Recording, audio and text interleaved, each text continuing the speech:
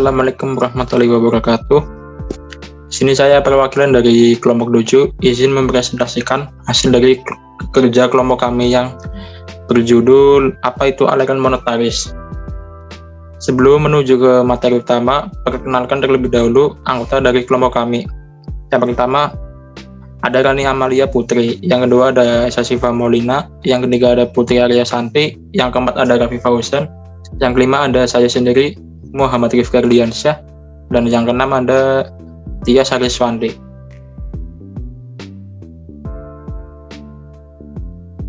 Penjelasan pertama mengenai apa itu aliran monetaris akan dijelaskan oleh rekan saya Raffi Fauzan. Waktu dan tempat saya persilahkan. Ya, terima kasih Mas Rifki atas waktunya. Selanjutnya saya akan menjelaskan apa itu aliran monetaris. Aliran monetaris merupakan aliran yang muncul pada saat terjadinya dua kali resesi yang sangat tajam pada tahun 1974 dan 1982, di mana pada saat itu tingkat harga-harga tidak turun.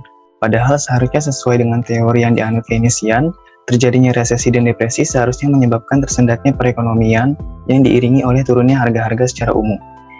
Karena yang terjadi dalam penyataan sudah sering tidak sama dengan seharusnya, sejak saat itu ajaran-ajaran Keynes terpaksa ditinjau kembali bahkan didiskreditkan.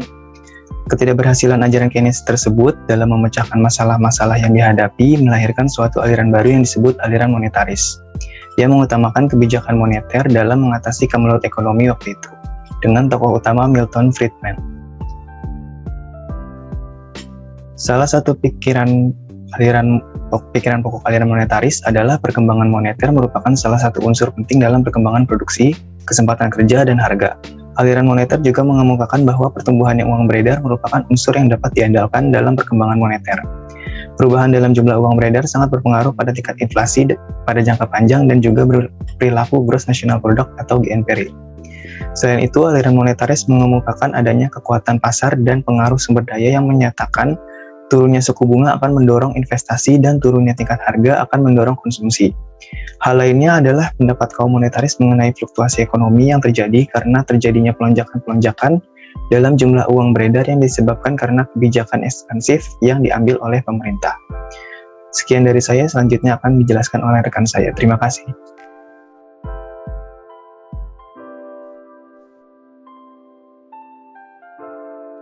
Baik, selanjutnya adalah Keynesian to monetaris. Bagaimana sih perubahan dari Keynesian menjadi monetaris?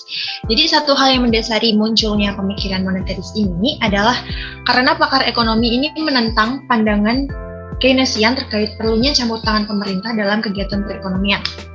Tokoh monetaris sendiri ini dibagi menjadi dua golongan, yang ada golongan tua yang meliputi Menger, Friedrich, Ludwig, Wilhelm, dan Lionel, serta golongan muda yakni adalah Milton Friedman.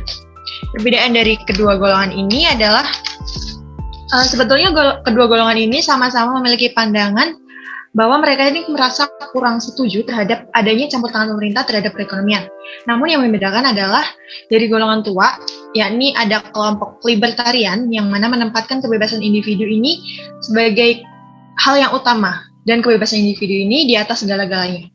Mereka menganggap bahwa intervensi pemerintah ini merupakan ancaman bagi kebebasan individu, dan jika dibiarkan lama-kelamaan maka dikhawatirkan masyarakat atau individu ini bisa berubah menjadi kayak hamba pemerintah yang mana harus tunduk terhadap peraturan dan harus mengikuti segala aturan yang dibuat oleh pemerintah. Next. Kemudian dari hal tersebut ini tertuang dalam buku dari Friedrich August van Hayek yang mengemukakan bahwa sekali pemerintah melakukan intervensi pasar, ini akan mengarah pada sosialisme, yang mana pada akhirnya akan menyebabkan berkurangnya kebebasan. Ini menjadi dasar pemikiran dari golongan tua tersebut. Kemudian dari golongan muda, Milton Friedman ini sama seperti golongan tua, namun dia ini masih memberikan toleransi terhadap peran dari pemerintah terhadap perekonomian. Dia berpendapat bahwa campur tangan pemerintah ini masih diperlukan dalam kegiatan perekonomian, namun dengan batas-batas tertentu. Jadi, peran pemerintah ini tidak sepenuhnya campur tangan di dalam perekonomian, dan peran pemerintah tidak sepenuhnya hilang dari perekonomian. Kemudian selanjutnya akan dijelaskan oleh rekan saya. Baik, terima kasih. Di sini saya akan melanjutkan penjelasan dari rekan saya. Saya akan menjelaskan tentang pokok-pokok pemikiran monetaris.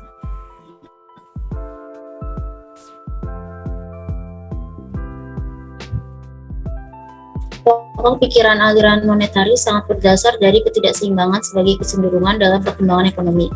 Ada beberapa pandangan dari golongan monetaris, seperti yang pertama ada pada pandangan kebijakan moneter. Golongan monetaris memberi perhatian dari kebijakan fiskal ke kebijakan moneter. Upaya dari kebijakan moneter yaitu untuk menanggulangi laju pertumbuhan jumlah uang beredar, akselerasi dalam laju pertumbuhan jumlah uang beredar dalam aktivitas-aktivitas ekonomi. Dari hasil penelitian Friedman menyatakan ketidakstabilan dalam pertumbuhan moneter akan tercermin dari kegiatan ekonomi. Hasil penelitian juga menyatakan bahwa laju pertumbuhan uang yang tinggi dapat menyebabkan inflasi. Sebaliknya, jika laju pertumbuhan uang turun dapat menimbulkan resesi dan deflasi. Next. Yang kedua ada pada pandangan pasukan uang. Aliran monetaris berpandangan bahwa selain di bidang moneter melalui pasukan uang oleh bank sentral atau otoriter moneter, pemerintah tidak dapat mengintervensi secara aktif melalui kebijakan ekonomi pada persaingan pasar bebas. Berkaitan dengan kebijakan moneter dengan cara menguasai penawaran uang untuk menanggulangi goncangan kegiatan ekonomi. Selama pasok uang masih stabil, harga juga masih dapat dikendalikan. Selain itu, aliran monetaris memiliki kesulitan yang timbul dalam praktik menilai perubahan pasok uang yang dapat mempengaruhi usaha atau sebaliknya. Dalam kubu Keynesian, Friedman menganjurkan pandangan monetaris harus benar-benar serius dalam kebijakan moneter, karena apabila rantai ekonomi yang sering berubah-ubah dan tidak pasti akan menghambat kestabilan ekonomi. Next.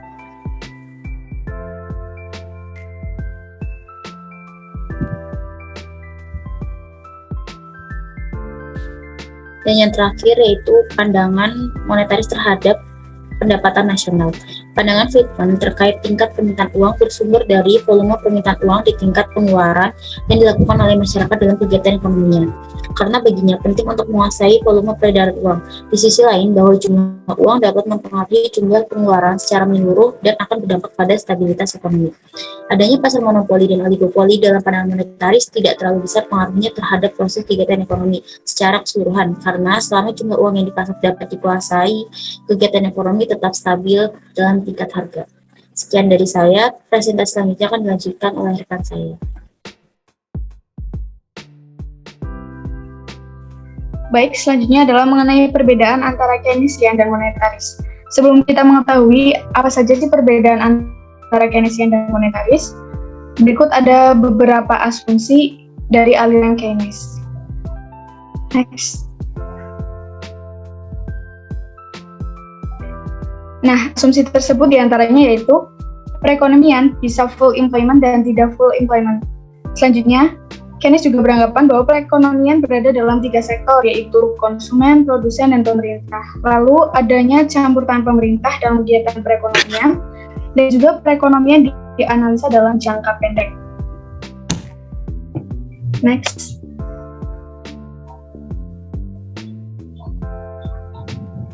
Jadi, banyak perbedaan pandangan antara kubu Keynesian dan monetaris dalam melihat gejala-gejala ekonomi.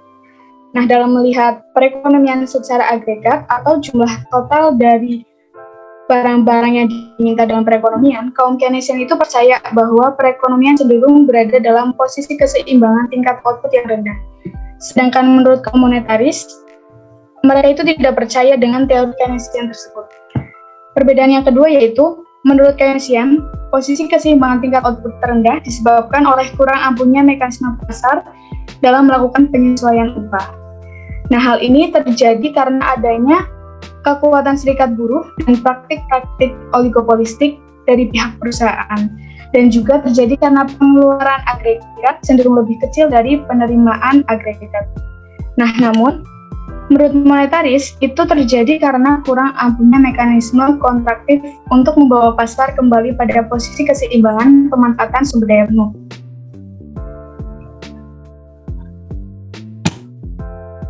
Perbedaan yang selanjutnya yaitu Keynesian memiliki aliran neo-Keynesian yang menyangkut penentuan pendapatan. Namun ternyata kaum monetaris itu menilai bahwa teori neo-Keynes itu tidak benar. Nah, akibat adanya beberapa perbedaan tadi, maka maka terdapat implikasi kebijakan antara Keynesian dan moneter itu berbeda. Nah, perbedaan tersebut diantaranya yaitu dalam usaha peningkatan laju pertumbuhan ekonomi dan dalam mengatasi pengangguran, kaum Keynesian itu lebih menyukai kebijakan yang bersifat ekspansif, sedangkan kaum monetaris lebih menyukai kebijakan moneter yang kontraktif. Lalu menurut Keynesian, modal itu berperan penting dalam perekonomian. Jadi kaum monetaris tidak begitu. Bagi kaum monetaris, jumlah uang yang beredar justru menjadi faktor penentu utama dari kegiatan ekonomi dan harga dalam suatu perekonomian. Nah, kaum monetaris ini menghendaki agar analisis tentang penentuan pendapatan memberi penekanan pada pentingnya peranan jumlah uang beredar di dalam perekonomian. Dan yang terakhir yaitu menurut Keynesian, menurunkan pajak dapat menggeser kurva IS ke kanan. Namun monetaris mengatakan itu tidak akan pernah terjadi dan pergeseran kurva IS tidak memberikan pengaruh pada output. Sekian dari saya, selanjutnya akan dilanjutkan oleh rekan saya. Baik, terima kasih. Untuk materi selanjutnya mengenai tokoh aliran monetaris. Yang pertama itu ada Milton Friedman. Friedman dalam bukunya yang ditulis bersama Anna Schwartz yang berjudul Monetary History of the United States menyatakan bahwa monetarisme adalah pandangan dalam ekonomi moneter bahwa variasi dalam jumlah uang beredar berpengaruh besar terhadap output nasional dalam jangka pendek dan tingkat harga pada periode yang lama, dan bahwa tujuan kebijakan moneter yang terbaik menargetkan laju pertumbuhan jumlah uang beredar. Ada 3 aspek pemikiran Friedman, yaitu studi tentang fungsi konsumsi, argumentasi tentang kesulitan dan permasalahan dalam penerapan pajak stabilitas, serta kontribusinya pada teori dan sejarah moneter.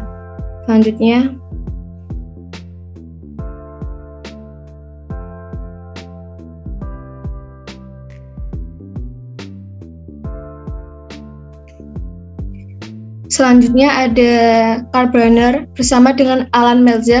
Dia menentang validitas paradigma Keynesian dan mengusulkan suatu model alternatif ekonomi di mana transmisi impuls moneter untuk perekonomian tidak tergantung hanya pada sensitivitas bunga permintaan uang, tetapi pada elastisitas kepentingan relatif, aset pasar, dan juga pada variasi dalam kekayaan.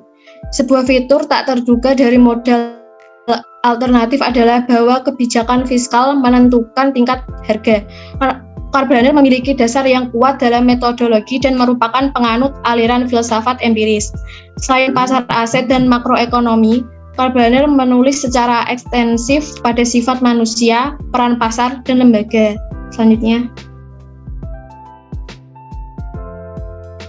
Selanjutnya adalah Alan Meltzer dan Bennett.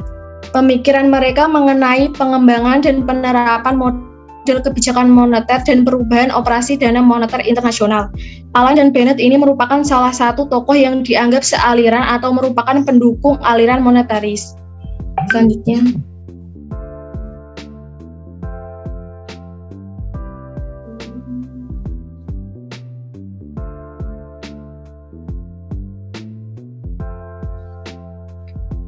Selanjutnya, ada Philip Kagan dari Columbia University. Kagan telah menerbitkan banyak buku dan jurnal dengan topik berkaitan dengan makroekonomi. Bukunya yang paling terkenal adalah Determinant and Effect of Change in the Stock of Money pada tahun 1875 sampai 1960 yang membahas hubungan sebab akibat antara perubahan uang, harga, dan output. Kagan juga menerbitkan buku yang berjudul The Monetary Dynamics of Hyperinflation. Selanjutnya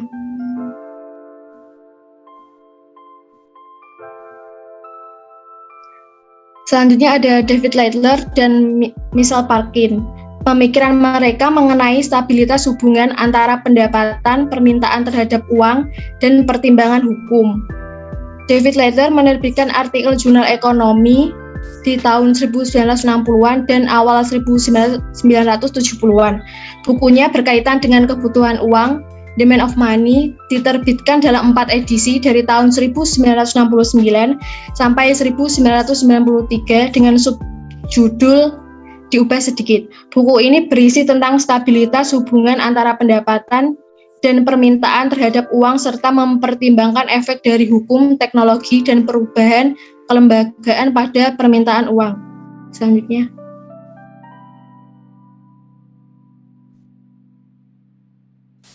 Selanjutnya, Michel Parkin, salah satu karya yang diedit adalah The Theory of Inflation.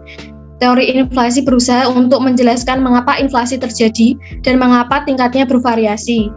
Dan untuk menjelaskan pergerakan bersama antara tingkat inflasi dan variabel lainnya, dan untuk memungkinkan rancangan mekanisme yang mampu memberikan jalur inflasi yang optimal. Selanjutnya. Selanjutnya ada Thomas Mayer dari University of California, Davis. Beliau dikenal karena karyanya dalam kebijakan moneter dan metodologi ekonomi. Kemudian yang terakhir ada William Poole dari Brown University. Beliau merupakan kepala eksekutif ke-11 dari Federal Reserve Bank of St. Louis. Poole telah menerbitkan 2 buku, antara lain Money and the Economy, A Few Monetaries pada tahun 1978 dan Principle of Economics pada tahun 1991. Baik, terima kasih. Selanjutnya akan dijelaskan oleh teman saya. Selanjutnya, bagian dari kelebihan dan kekurangan akan dijelaskan oleh saya sendiri. Yang pertama ada kelebihan. Kaum monetaris menyatakan bahwa turunnya suku bunga akan mendorong tingkat investasi, dan turunnya tingkat harga akan mendorong tingkat konsumsi melalui piggy effect. Kemudian, kaum monetaris mengatakan bahwa perekonomian cenderung berada pada keseimbangan tingkat output yang rendah yang disebabkan oleh kurang ampuhnya mekanisme korektif untuk membawa pasar kembali pada posisi keseimbangan pemanfaatan sumber daya penuh. Hal itu disebabkan karena bagi kubu monetaris perekonomian cenderung berada dalam posisi keseimbangan yang dimana sumber daya digunakan secara penuh.